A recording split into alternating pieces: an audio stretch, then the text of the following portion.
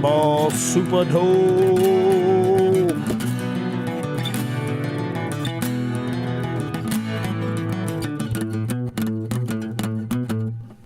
If you're into Dragon Ball Super, listening to this podcast, you must be cool. Must be cool as hell. I believe it. You believe it. Now you do. If you didn't before, make sure you subscribe. Apple Podcasts, Spotify, Stitcher, YouTube. Trying to get those YouTube subs up. So if you like YouTube, go and subscribe to us. Dragon Ball Super Dope. Please rate and review the show. It helps other people find the show, especially if you're on Apple Podcast. Very frustrating week for me in Dragon Ball Land. And truth be told, it's 4:30 in the fucking morning. On a Sunday morning.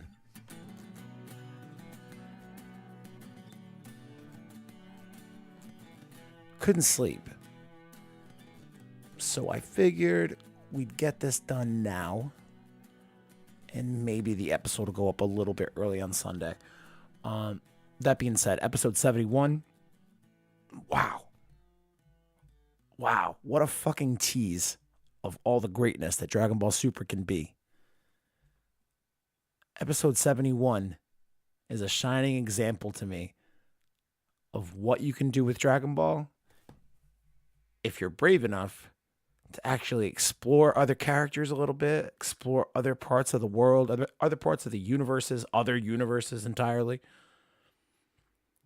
Now, Hit is one of the most badass characters to come into Dragon Ball Super, for sure. I don't think anybody can really debate that. He's the badass legendary assassin. Nobody can say that he isn't awesome. So to have him come back so quickly after the U6, U7 tournament, it's really great to have him back again. Before we get to 71, a couple of housekeeping items, mainly based off the show from last week. We had two shows last week. The baseball episode with Freitas. Whew, man, what a shit show. And also, when the Broly news dropped on Monday afternoon, it was pretty late. I was already getting ready to post the previous episode. So I had to do another quick, just sit down. Although it didn't end up being quick. It ended up being like better part of an hour. So for those of you who stuck with my rant on the Broly stuff the other day, thank you. Had a lot of people get back to me and say one of two things. Either, Kyle, you are 100% right. Good fucking call. Or, Kyle, you are a fucking asshole. And I kind of get it both ways. I think I'm kind of an asshole too. The reason I want to address it real quick is I feel like some people reached out and had that opinion or, that impression anyway of like, yo, if you don't like Broly, go fuck yourself. You don't have to watch this. Nah. Dragon Ball is a big fucking part of my life. I'm going to still watch it. I just wish we could get something different, And I think 71 today, while it's, part one of a two-part episode, it's, I think it's a good example of what Dragon Ball can be if you actually give some other characters some screen time or bother to put together a new cool character and actually utilize them, not have them be cannon fodder in minute fucking 4 of the Tournament of Power or whatever the hell.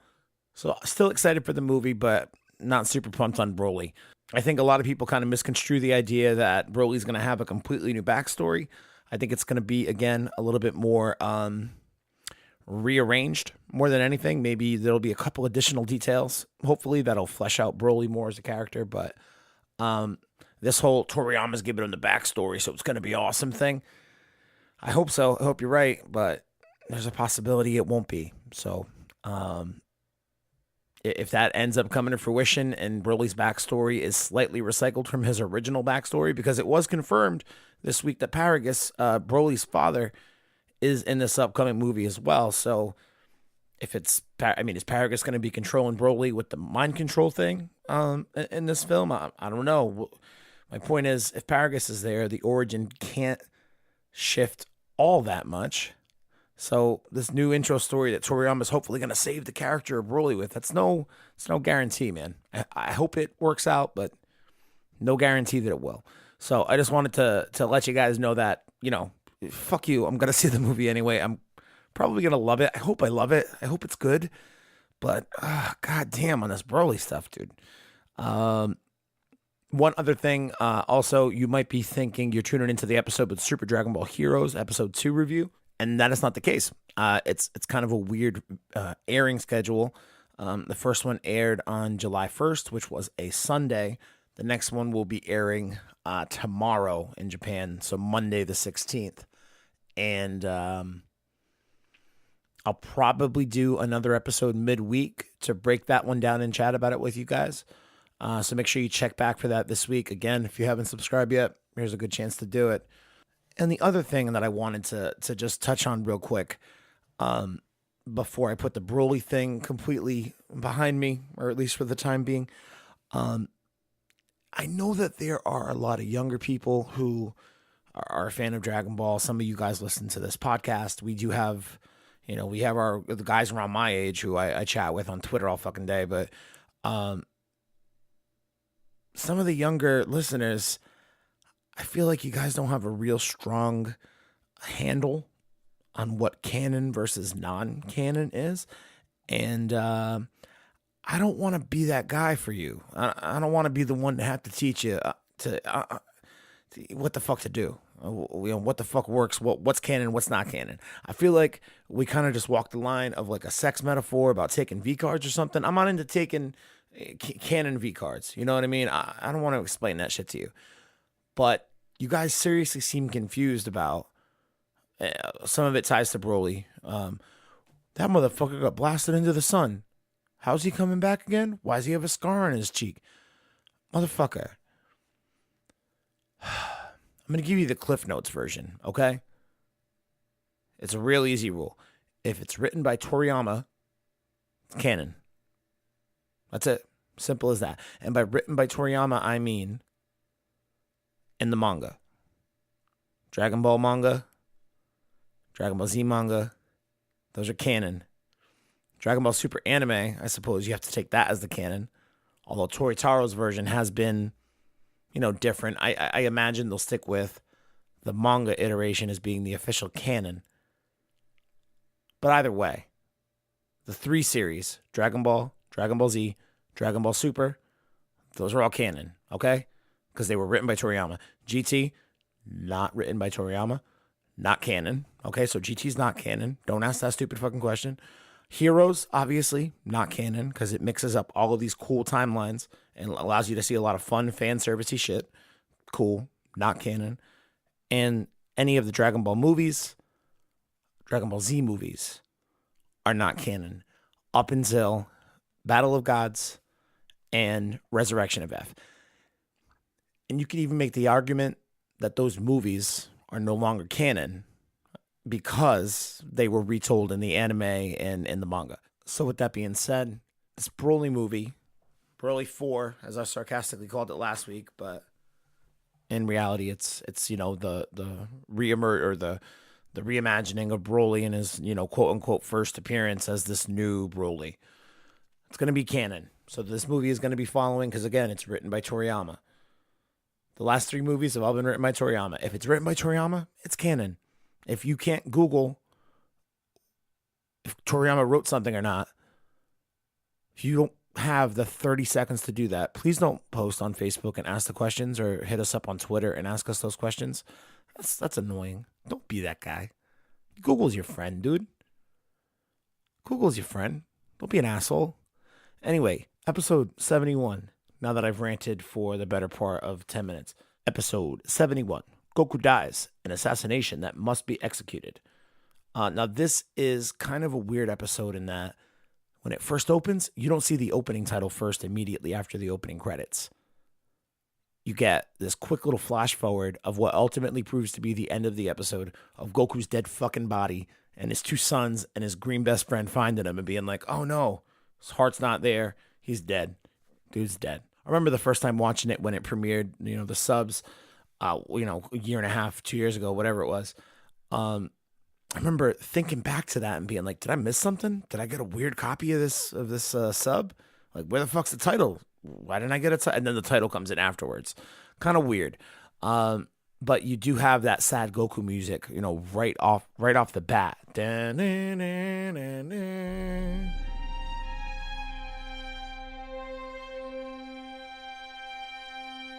Sad as hell.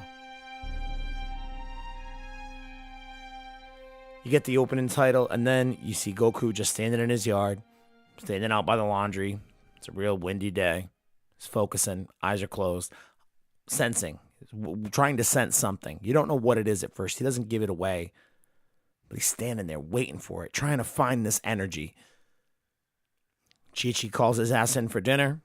Son Goku walks in, sits down all nondescript and shit, starts eating one grain of rice at a time.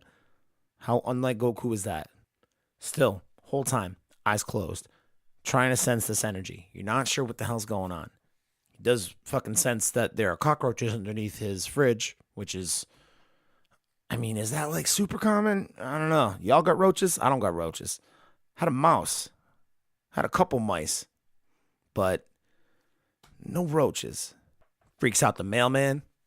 Wapow! What's up, mail dude? And as you see, Goku's obviously going through some sort of shit, trying to, sense whatever it is that he's looking for. Cuts over to Whis' planet.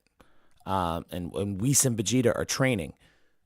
Now, I think this is a pretty cool part of this episode, again, because it doesn't ignore Vegeta. It doesn't just let Vegeta, off-screen train. You get to see what he's putting himself through in order to, continue to ascend and hopefully, surpass Kakaroto.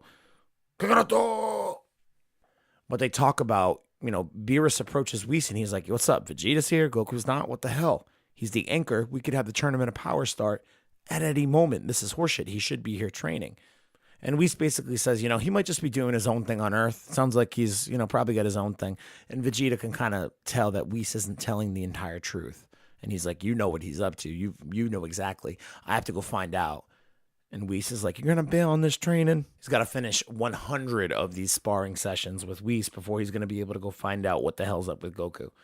Now, cuts back to Earth. Goku's still going about his day, eyes closed, basically Ray Charlesing through fucking public. And he's got groceries and shit. Big bag of bread, baguette. He's got a fish over his shoulder, a la the first episode of Dragon Ball Z, or the first episode of Dragon Ball, rather. Although I imagine this fish maybe he bought at the store with his other groceries, as opposed to get buck naked in a pond and fish out a fish with your tail. That's weird. Very weird.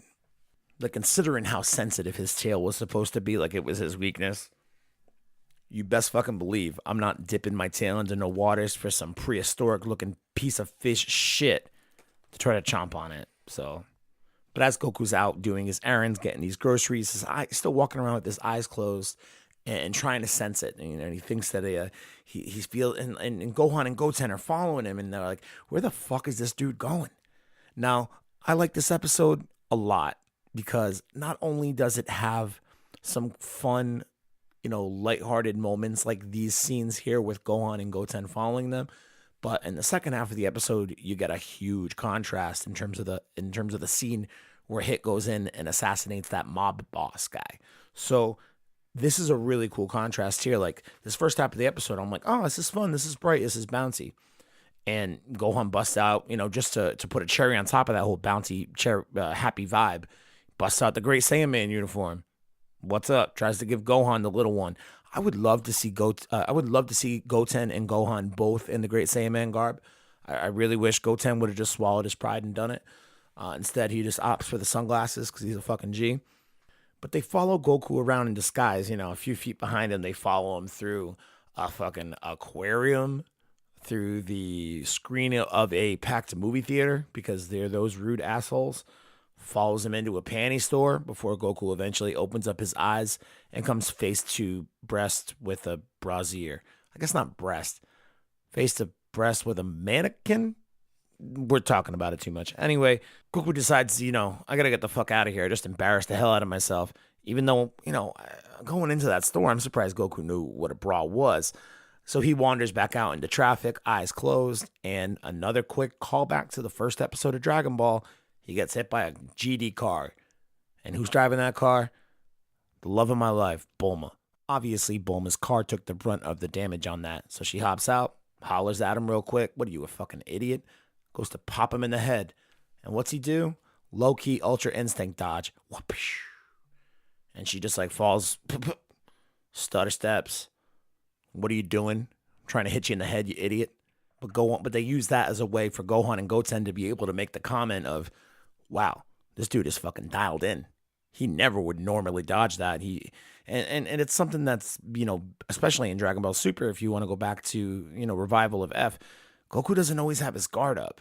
So for him, in a position where a threat isn't imminent, even though, he just got hit by a car and his best friend of 30 years tried to clock him in the head, it's not a real threat for him, but he's so amped up, so dialed in, so focused, trying to sense where hit is, that he dodges it for once his guard, isn't down. So they just kind of use that as a way for Gohan and Goten to be able to make that comment of, yo, this dude is in it to win it right now. But Gohan's real suspicious of this, so he decides, I'm going to bite the bullet. I'm going to invite my dad over for dinner. So they have their dinner. Goku still seems pretty focused, although he is seeming to be enjoying himself, having his food, chilling under a tree.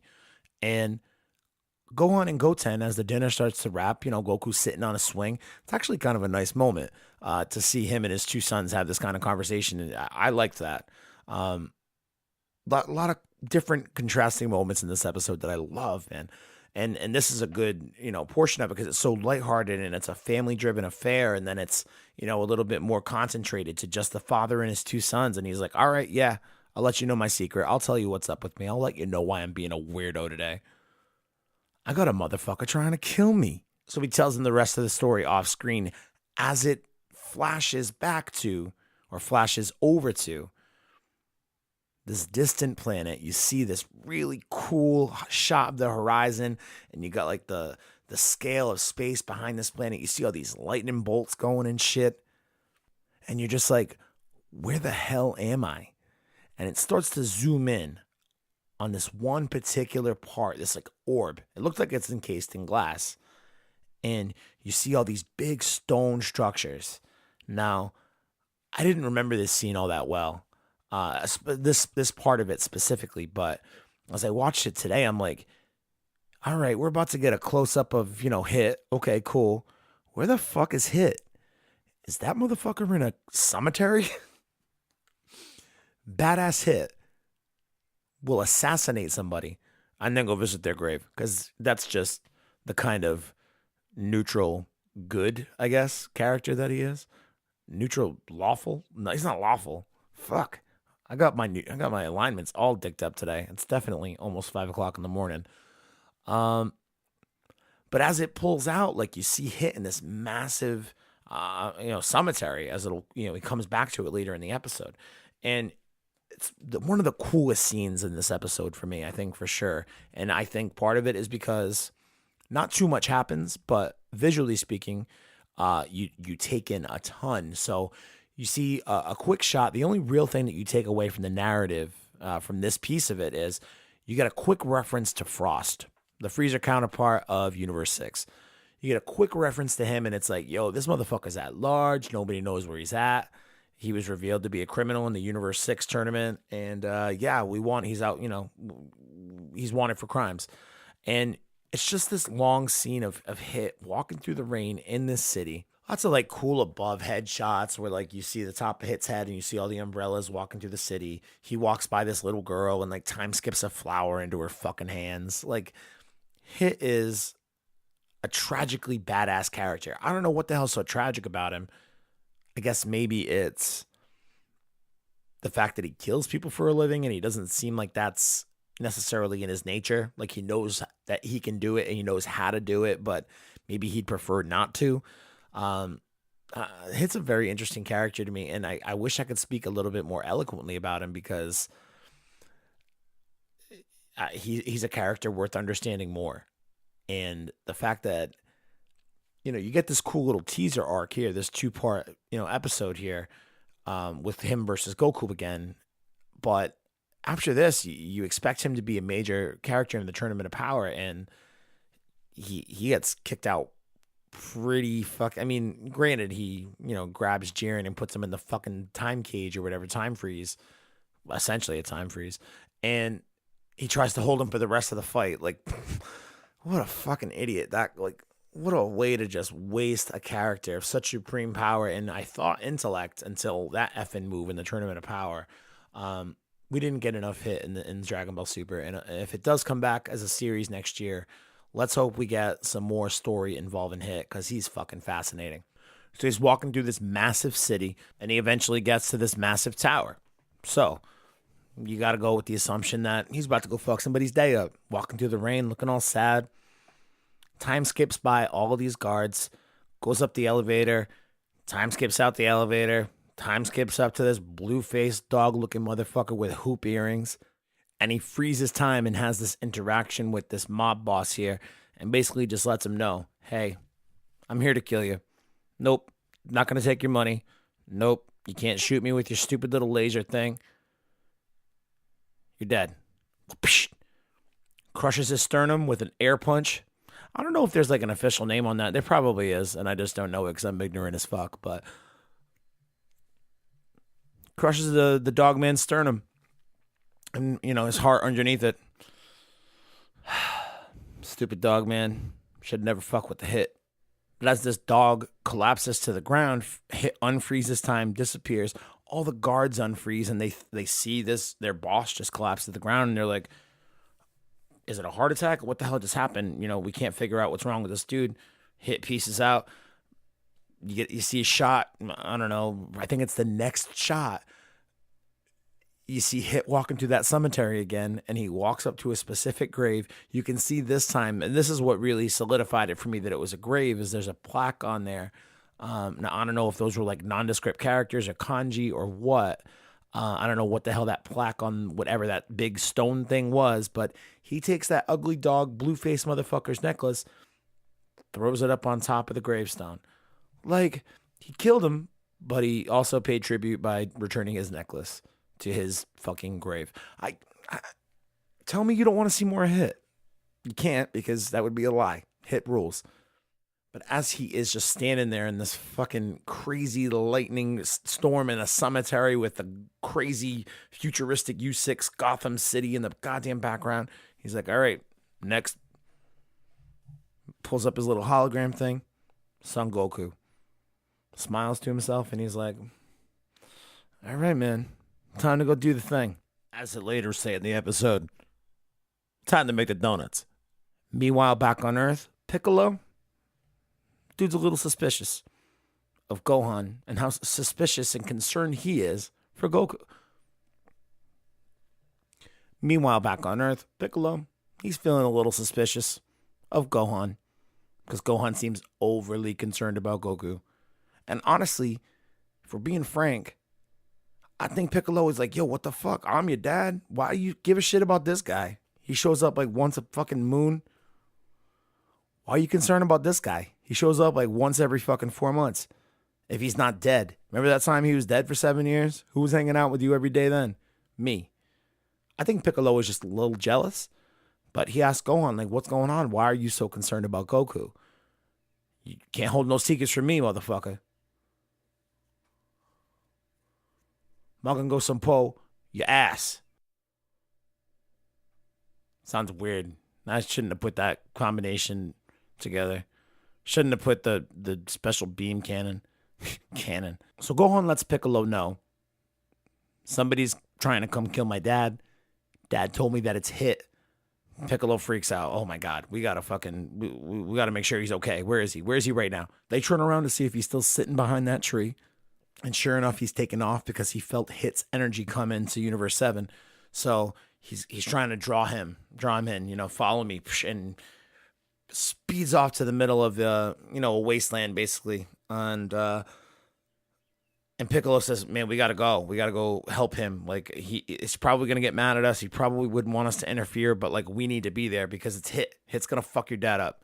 And there was a nice moment, too, where they tell Goten to stay back. We're going to go find Dad, stay here. And Goten's like, fuck you. Please don't treat me like a little kid. I'm going with you. And I remember seeing that when it first aired, and I was like, is this the turnaround? Is this where Goten finally becomes a little bit more involved with the plot? Obviously not realizing that this was only a 2-episode arc at the time. I thought maybe it was a little bit longer. But, maybe we'll get some actual Goten, sightings in here. Maybe he'll fight somebody, maybe not Hit, but Maybe we'll see Goten do something in this fucking series. That'd be awesome. Goddamn, no, that was not the case. But this episode gave me the hope. This episode does a good job of giving you, I think, just a taste of everything Dragon Ball Super is good at. It's got some light fun moments. It's got some dark badass moments. It's got some, favorite old characters. It's got the favorite new character, I think, in most people's opinion, and Hit. Also, it shows you a different place in Dragon Ball in terms of a geography that you haven't seen before. That's interesting to see. You have a whole scene in there where Hit is the only character that you know, and it's badass, man. I wish that they would take a little bit more. I wish that they would take more chances, more risks in terms of what an episode could look like. Do more, 1, 2, 3-part episodes, whatever the hell. Give us a little bit more new, and that kind of ties into what I was bitching about Broly last week. Seen Broly 3 fucking times. Do you really need to give it to me for a 4th time? I like this because it's new. So you get a quick flashback over to Vegeta. He still has 13 more sets to do with Whis, so he ain't coming to save the day. I think that's really the only reason that they throw in Vegeta in this episode, because in my head, I'm like, yeah, Vegeta, go help him out. And he's like, oh, I can't. I'm busy with my dude Whis right now. Sorry. Got stuff to do. So Goku finds himself in the middle of this wasteland, and he goes Super Saiyan Blue more or less right off the bat. And then again, that's in an effort to be able to draw Hit out to him. Now, Piccolo, Gohan, and Goten, when he goes Super Saiyan Blue, they can't sense his God Ki. So they freak out. Oh, man, hope he's all right. All right, he's probably just powering up for this fight. We got to go look for him. They fly out, and Goku and Hit, meanwhile, meet. Hit sneaks up right behind him. Goku, as focused as he's been this entire episode, still could not get the jump on Hit. Or maybe a better way to say it would be, despite how much Goku focused, Hit still got the jump on the dude. But I love this scene so much because I like the dynamic between Hit and Goku. In the Universe 6, Universe 7 tournament, the dialogue that those two share while they're having the final fight. Whoa, the almost final fight before Manaka comes in. They obviously have a lot of mutual respect for one another as martial artists and as people.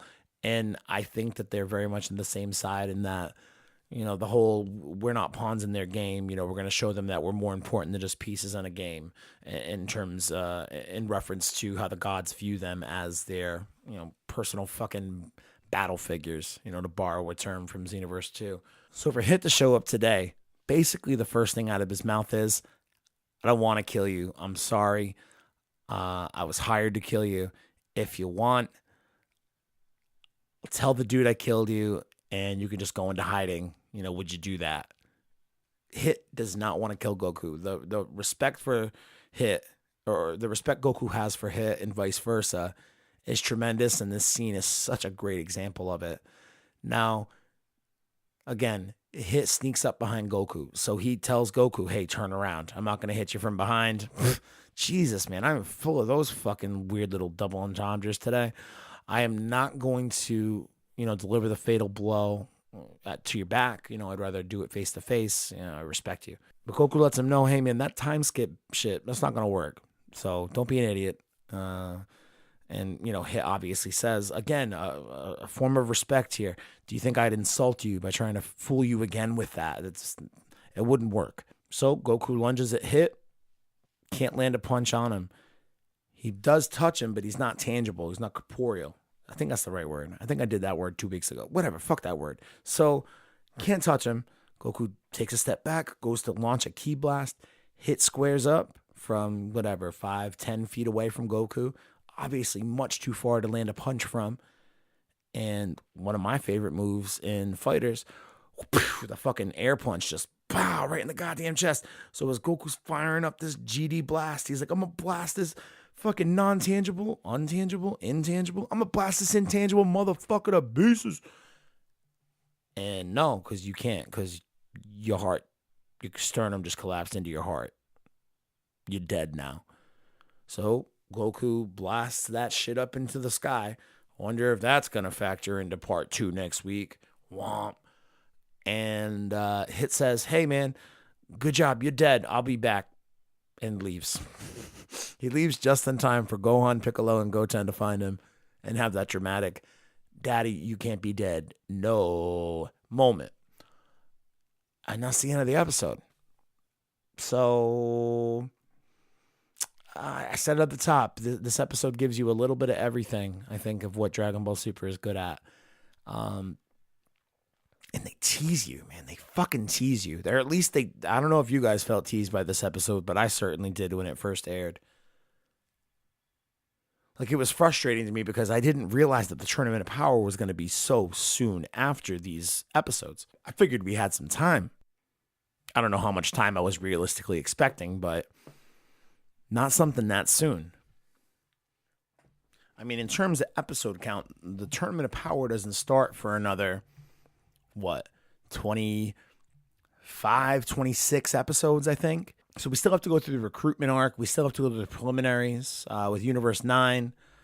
There's still a lot to be done. There's still a lot of episodes to be seen between now and the actual start of the Tournament of Power, but the Tournament of Power is a large, if you include the preliminaries and the recruitment arc all into the general umbrella of the Tournament of Power, the Tournament of Power makes up, like 50-ish, just over 50 episodes of Dragon Ball Super. More than a third of the series. So for them to give us a cool little sneak peek of like, this is Hit's, I don't know if it's Hit's world or if it's a world that he's just traveled to kill somebody. But here's a peek of another world and a different universe that Hit's a part of. That builds out the aesthetic of it. It teases you. It really fucking. I would love to see more. I would watch a Universe 6 series spinoff and a fucking heartbeat. But I think the understanding would have to be that I think Hit is the main character in it, and the Saiyans, Kaba, Caulifla, and Kale are kind of like secondary or like support characters or whatever. Because Hit's the man. Hit's the one that you have that base around. Wouldn't be an easy one to pull off, but if Dragon Ball Z, if you ever want to, branch off into some Disney shit and you need some ideas for spinoffs, hit me up, son. I've got so many ideas. Get me a GD job at the Dragon Ball Room. Before we wrap the show, did want to give a couple of quick shout outs. A couple new listeners reached out this week just to say what's up. Wanted to say thank you. First, Ryu Uzumaki. Now, he was a white dude from Kentucky, so I'm going to assume his real name is not Ryu. Maybe it's like Ryan or something. Maybe it's a RY, but Ryu's way fucking cooler, so I don't blame you. He reached out, said what's up, said he's a fan of the show. Wanted to say thank you to him, as well as Broku72. Pretty big YouTube following. Make sure you go subscribe to his channel on YouTube. I just started watching his videos tonight. Sent me a message earlier in the day. Would like to see if I can get a crossover with that dude going. Maybe have him hop on the show to talk about a couple of topics with me. Maybe I can do the same on his channel. We'll see how that goes. So Broku72, go subscribe on YouTube. Thank you for reaching out, man. I appreciate the kind words and I appreciate you just listening to the show. So very nice. Thank you. What else we got? Oh, yeah. Real fucking quick. Listen, I know Florida has got a reputation. When you think of Florida and you think of the news, typically you're thinking about like people addicted to meth, robbing their grandparents, feeding them to alligators or some shit. There was a news story that I've been seeing screenshots of for most of the last 2 days. It's just a screenshot of a tweet from CNN Miami. So that's at CNN_Miami. New at 5. Florida man bites his brother's penis off. Florida man bites his brother's penis off after he walks in on his brother having sex with his cousin on his favorite Dragon Ball Z blanket.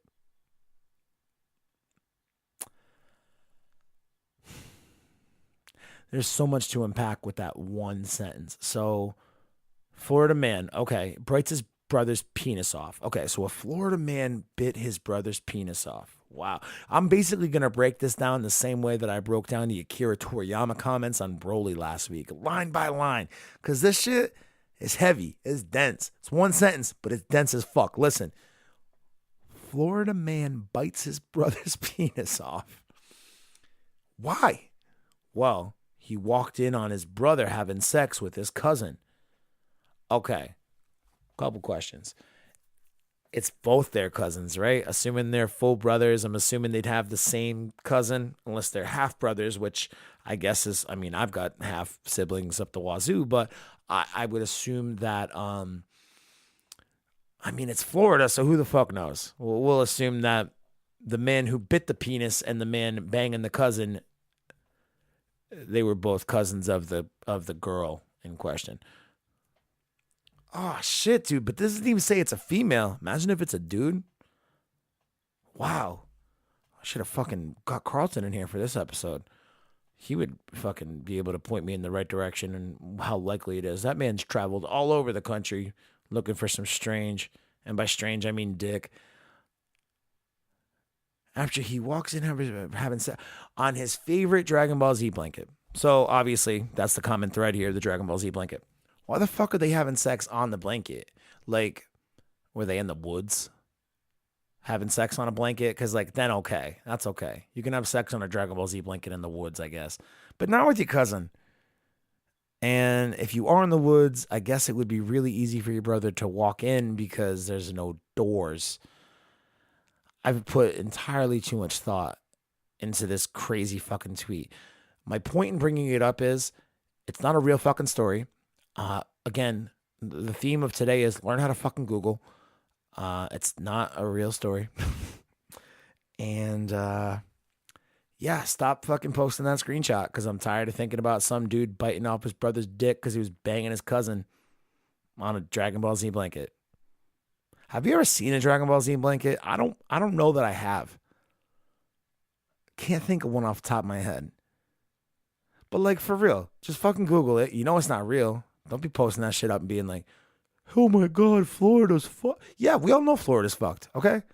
Fake news is a real fucking problem in this country. You ignorant piece of shit. I don't want to think about some dude biting his brother's dick off. It's painful. Because I think about the excruciating pain that man, this hypothetical fake man must have felt having his dick bitten off.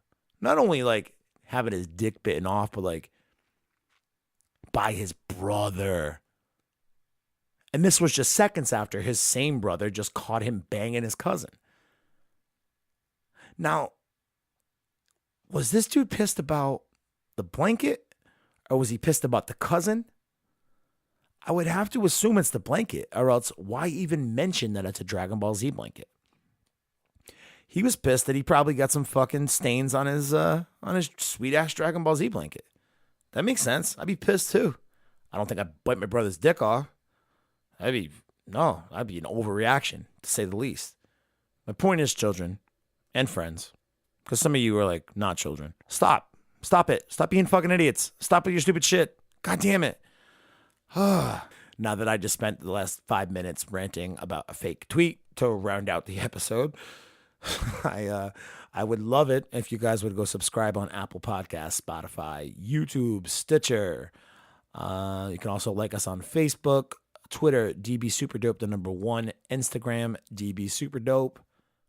Yeah, go follow us on social media. Make sure you keep up to date on what we're up to. We will have an episode later this week about the newest episode of Super Dragon Ball Hero.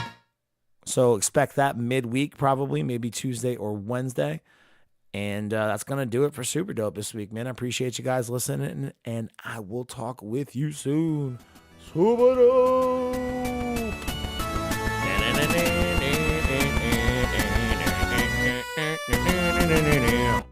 By the way, 5:15 a.m. Not even that bad. Super